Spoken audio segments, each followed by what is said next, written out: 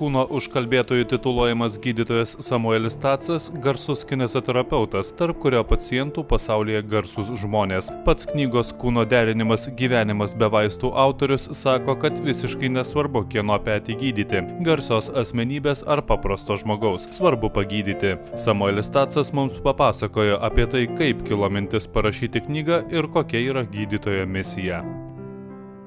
Visuomet visur, kur aš važiuoju, keliaunu, sutinku draugus, ar draugus senus, ar naujus, visuomet visi klausia ir sako, man skauda petį, man skauda kelį, ką daryti, kaip gydytis. Ir aš turiu visus išgydyti per 2 minutės. Tai aš nutariau, kad greičiausias gydymo metodas bus, parašysiu, jie paims tą knygą, pasidės po galvą vakare, o iš ryto atsikels, jie bus sveiki. Kokį darbą tu bedirbtum, aš manau, vis tiek kiekvienas žmogus jaučia, kad jisai kažką tai daro kitiems žmonėms irgi. Bet suprantama, tu gali daryti, jeigu tu pats turi malonumą. Tu gali daryti kitiems gero.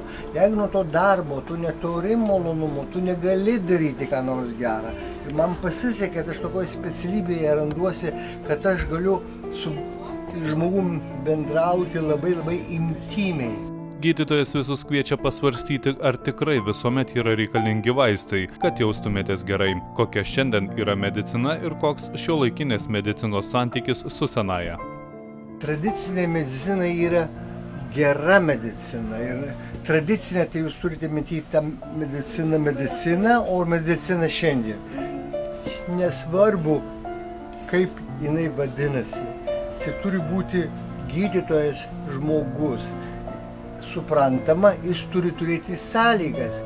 Ir kada dabar medicina pasidaro didelis biznis, tai net ir tie gydytojai, kurie žino, moka ir nori, bet jie negali šokti pagal tų ponų dūdelę. Ir jie pradeda būti tik tai rašytojais. Geras gydytojas, jisai žino ir seną mediciną, ir naują, tradicinę ir alternatyvą, kiniečių ir afrikiečių. Geras gydytojas, jisai domisi, jisai žino. Bet kada mes einame pas tuos gydytojus, kurie dirba dideliems ponams, didelioms įstaigoms, jie negali fiziškai leisti laiko su ligoniu kiek reikia ir jie negali net išrašyti vaistus, kurie ne sąrašuose. Šiuo metu gyvenantys pasaulyje mes turime kritiniai medicinai geriausia, kokia gali būti technologija. Ir mes turime gydytojai, kurie dirba intensyvios terapijos skyriuose, jie tikrai ten nelabai žiūro į dešinę ar į kairę, ką pasakys viršininkas ar koks kitas ponas.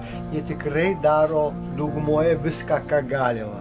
Bet kada mes papuolame į tokią padėtį, kad mes nei sveiki, nei ligoniai, o čia jau mes labai susidurime su visam pasauliu tas pats, su politika, medicininė politika. Samuelis Tacas yra šviesaus atminimo gydytojas Filomenos Staunytės mokinys. Koksgi buvo šių gydytojų bendradarbiavimas ir kokias vertingiausias pamokas Samuelis Tacas išmoko iš gydytojos Filomenos Staunytės. Susipažinau su Filomena prieš 6 metus ir po to turėjom labai trumpų tokį pokalbį, kuris tęsiasi prie, kaip visuomet, prie samagono čerkelės su gera duona ir su cibuliukais.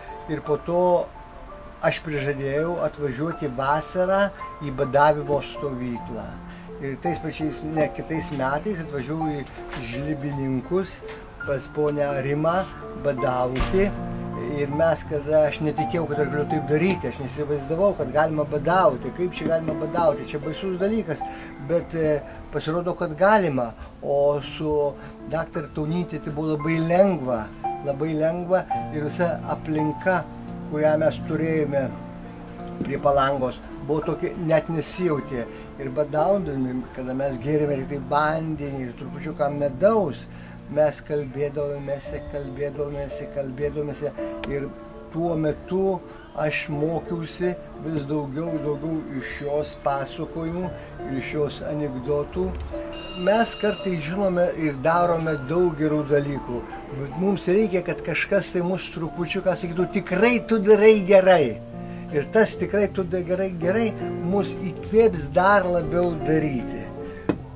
Suprantama, daug dalykų aš taip dariau ir aš sakiau taip gerai, bet kada jinai man pasakė, kad tu labai gerai darai, tu labai gerai galvoji, tas mane dar labiau paskatino ir pakėlė daryti, ką aš darau.